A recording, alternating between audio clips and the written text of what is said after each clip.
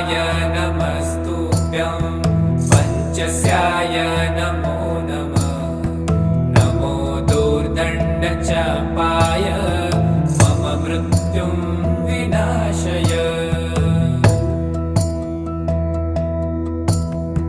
नमोऽर्धेन्दुस्वरूपाय नमो दिग्वसनाय च।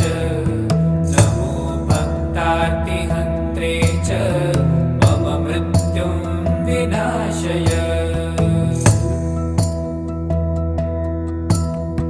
देवं मृत्युविनाशनं भयहरं साम्राज्यं